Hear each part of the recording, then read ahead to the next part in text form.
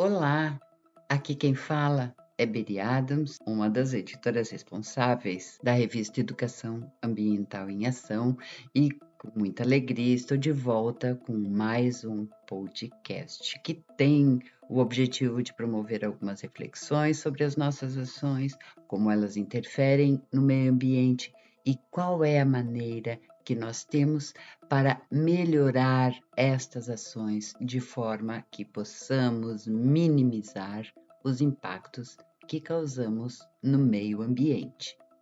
Neste episódio, seguirei tratando sobre a importância da alimentação em nossas vidas, porém, abordarei alguns tópicos um tanto diferenciados que se referem sobre a dificuldade que algumas pessoas têm, e aqui me incluo entre elas, sobre como podemos nos tornar mais organizados dentro da nossa moradia e como já tratar desta temática com as crianças, para que desde pequenas possam perceber que ter hábitos de rotina, auxiliar nas tarefas domésticas não é tão chato quanto elas escutarem diariamente reclamações dos adultos que as cuidam.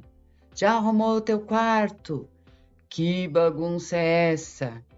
Você só come porcarias e na hora do almoço não está com fome? Olha essa roupa toda espalhada pelo chão. Bom, uma coisa é certa, a de que este aprendizado, desde cedo, pode tornar a realização destas tarefas muito mais prazerosas. Então, vamos lá? Assistindo a um programa de culinária vegetariana, a apresentadora questionou o porquê de não haver uma educação alimentar nas escolas, uma vez que a alimentação é uma necessidade vital e quanto melhor ela for, mais saúde e qualidade de vida teremos. Lembrei-me então de quando eu estudava lá na 6ª série do ensino fundamental, isso há muito tempo, em uma escola estadual. No contraturno, tínhamos rodízio de atividades extracurriculares, chamadas de oficinas. Havia diversas, entre elas marcenaria, onde aprendíamos a elaborar pequenos objetos em madeira, como chaveiros e porta-cuias. Aqui no Rio Grande do Sul a gente toma chimarrão, então por isso esse porta-cuias. Tipografia, onde aprendíamos como se imprimiam folhetos e fazíamos bloquinhos de notas. Horta, onde plantávamos verduras e legumes e acompanhávamos toda a evolução do crescimento. Fundição, sim, que incrível, não? Fundição, aprendíamos como eram feitas peças de metal, como parafusos, porcas, e até moldávamos esculturas metálicas. Arte em couro, fazíamos cintos, niqueleiras, bolsas e outros objetos com sobras de couro advindas da indústria coureiro-calçadista. E tínhamos, por fim, a disciplina de técnicas domésticas, que antigamente existia apenas para meninas e nesta época em que eu estudei era tanto para menina como para menino. Aprendíamos como realizar tarefas diárias, desde cozinhar, costurar, guardar mantimentos, até como deveriam ser todos os cuidados da casa. Até hoje eu me lembro de muitas coisas que aprendi nessas oficinas e não nego que eu gostava mais destas atividades do que das aulas, claro, porque eram atividades práticas, provavelmente. Foram lições que eu trouxe para a minha vida prática e, pelo que me lembro, todos gostavam, tanto quanto eu. Quando saí daquela escola, sim, senti muita falta daquele tipo de atividade. Poucas são as atividades educacionais que atualmente preparam os indivíduos para a vida. A escola hoje objetiva, basicamente, preparar os seus alunos, ou pelo menos tenta, para o vestibular, para o trabalho, para o sucesso, para entre aspas, vir a ser alguém na vida, porém não prepara para a vida propriamente dita.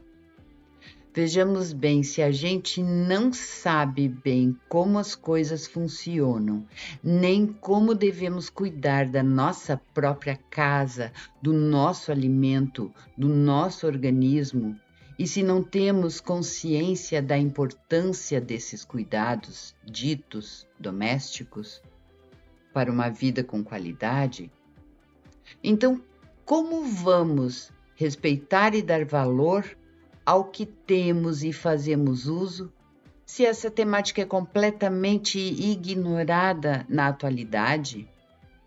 Se não tivermos uma educação que desenvolva atividades que podem ser aplicadas de forma prática em nossas atividades rotineiras, temos aí uma lacuna para o desenvolvimento de uma compreensão mais complexa entre as nossas ações e suas interferências no meio que nos proporciona a vida.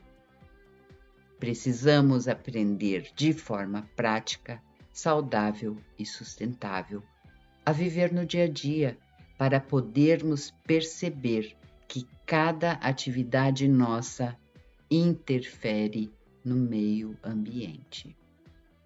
Com esse aprendizado, será possível perceber o valor de cada coisa que existe e, consequentemente, teremos interesse consciente por cuidar mais de tudo o que está à nossa volta e de nós mesmos. No website Leiturinha, encontrei um texto bem interessante que compartilho com vocês sobre a importância da participação das crianças na realização das tarefas domésticas, até com algumas dicas de como elas podem ajudar. Arrumar a cama, organizar os brinquedos, guardar louças, cuidar do jardim. Você já parou para pensar como essas atividades podem ajudar as crianças? Pois é, introduzir as crianças nessas tarefas diárias traz diversos benefícios para elas e para o bem-estar familiar. Quando colaboram com as atividades domésticas, as crianças desenvolvem noções de respeito, autonomia e responsabilidade, pois ao participar do processo, eles passam a entender como funciona a dinâmica do lar, valorizando as atividades realizadas pelos adultos. Mas os pontos positivos não são somente para os pequenos, pelo contrário, a família, de uma forma geral, sente os benefícios em sua rotina, pois quando todos colaboram com as tarefas domésticas, ninguém fica sobrecarregado. A família percebe que é dever de todos trabalhar pela organização e funcionamento do lar, tornando o ambiente familiar mais compreensivo, agradável e unido. Claro que, como tudo na vida, cada um tem o seu tempo e é muito importante que as pessoas se atentem a isso quando forem orientar as crianças nas atividades diárias. Quando introduzidas desde cedo e gradualmente, essas atividades deixam de representar algo ruim ou desagradável para se tornarem parte da vida de maneira natural e saudável. Aí o texto aponta algumas tarefas domésticas que são destinadas para cada fase da infância. Dos 2 a 3 anos. Por volta dessa idade, os pequenos já conseguem realizar tarefas simples, como guardar seus brinquedos, calçados, levar as roupas sujas para o cesto, limpar pequenas superfícies e tirar o seu prato da mesa. De 4 a 5 anos, nessa faixa etária, você já pode incentivar a criança a arrumar a mochila da escola, tirar o pó de alguns móveis do seu quarto, organizar itens da casa como livros e revistas, regar plantas, ajudar a arrumar a cama e seu próprio quarto e acompanhar a preparação de algumas refeições. De 6 a 8 anos. Aqui a criança já começa a entender melhor as noções de responsabilidade e cuidado.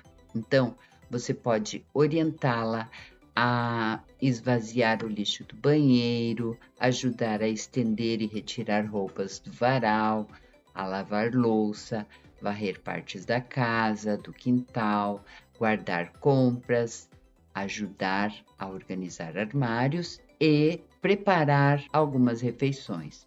E acima de 8 anos, a criança já tem mais habilidades motoras e é capaz de desempenhar algumas funções mais complexas, como limpar o próprio quarto, cuidar do animal de estimação, preparar lanches, ajudar a preparar refeições e, com mais alguns anos, pode até ajudar a cuidar de um irmão ou irmã mais novo.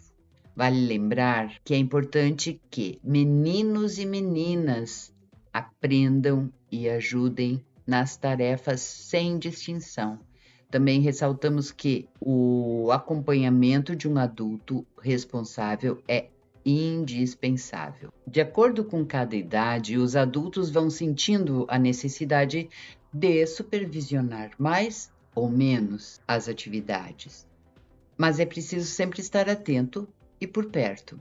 Além disso, os adultos precisam ser pacientes e deixar o perfeccionismo de lado. Com o tempo, os pequenos vão aprendendo e desenvolvendo maiores habilidades nas tarefas executadas, lembrando que os elogios são sempre uma forma de motivação.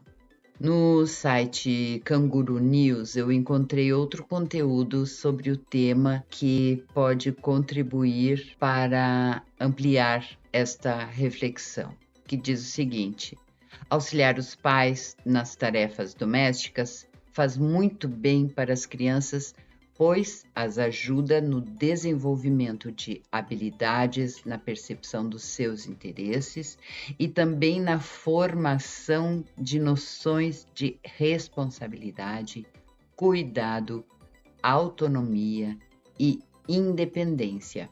Assim, desde cedo, elas já percebem a dinâmica do lar, entendendo que é dever de cada membro da família trabalhar pela organização. Ao ajudar os adultos, as crianças também se sentem importantes, o que fortalece a sua autoestima. Uma forma de colocar isso em prática é dividir as tarefas entre todos os integrantes da família, listando quem faz o quê, com quem, como e quando. É recomendado fazer um planejamento para um sistema de rodízio para cada tarefa que precisa ser feita, levando em conta, lógico, a idade e as potencialidades de cada um. Desta forma, as crianças descobrirão em casa o prazer em preparar suas refeições e cuidar de si mesmos e de suas coisas. E ao introduzir as tarefas domésticas na rotina das crianças, essas atividades se tornam um hábito desde cedo. Cada criança tem o seu tempo de desenvolvimento. Executar tarefas de casa é como qualquer outro aprendizado para as crianças e cada um tem o seu tempo. É indicado introduzir as tarefas de forma gradual e é importante que os adultos deem tarefas iguais para meninos e para meninas. Cabe lembrar que é fundamental que essas tarefas sejam acompanhadas de um adulto de forma que sejam executadas com segurança. Por isso, os responsáveis precisam ser pacientes e deixar o perfeccionismo de lado para que possam entender as dificuldades das crianças e direcionar para o melhor caminho. Bem, aqui nós estamos falando em orientações referentes às crianças. Porém, são muitos os jovens, adolescentes e adultos que também podem ser orientados a melhor organizarem sua vida rotineira, promovendo um olhar mais integrado para as incorporações de hábitos e atitudes mais saudáveis em suas vidas, em nossas vidas. E foi pesquisando mais sobre coisas importantes que a escola e outros espaços da sociedade como um todo deixa ou deixou de abordar, que eu encontrei esse texto do escritor Fabrício Carpinejar, que compartilho com você para ilustrar e finalizar o nosso papo de hoje. O título é Técnicas Domésticas. Quando criança, na minha escola pública, Imperatriz Leopoldina, tinha uma disciplina chamada Técnicas Domésticas. Aprendi a mexer com agulha e linha em sala de aula, aprendi a passar roupa. Não era obrigação de menina, era regra de sobrevivência para conservar e fazer durar o uniforme escolar. Desde lá, sei pregar botões, sei consertar tecidos. Saber costurar é uma demonstração de ternura. Tão bonito pegar um moletom do filho e fechar um rasgo. Tão bonito pegar a calça do filho e fazer a bainha.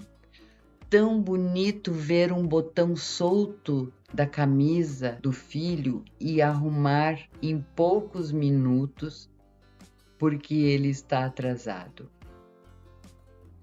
Não há cena mais emocionante do que costurar meias, meias que rasgam nos calcanhares, fechar com linha da cor da meia para ninguém perceber.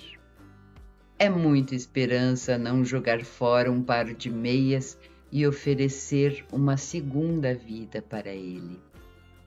Demonstra que você não se desfaz das coisas facilmente, que não vai dispensar as pessoas facilmente, que você tenta primeiro remendar, que não é do tipo que estragou e compra outra, que não descarta simplesmente porque foi barato. Costurar meia é para aqueles que acreditam na família, acreditam em superação, acreditam no casamento, acreditam que vale a pena almoçar juntos. Já cueca, por favor, não dá para costurar. Costurar cueca não é esperança, é muito desespero. Espero que tenham tido uma ótima reflexão, muito obrigada e não esquece de passar lá no revistaea.org para conhecer o trabalho dessa equipe que acredita no poder da mudança a partir de pequenas ações do dia a dia. Um forte abraço e até o nosso próximo podcast da revista Educação Ambiental em Ação.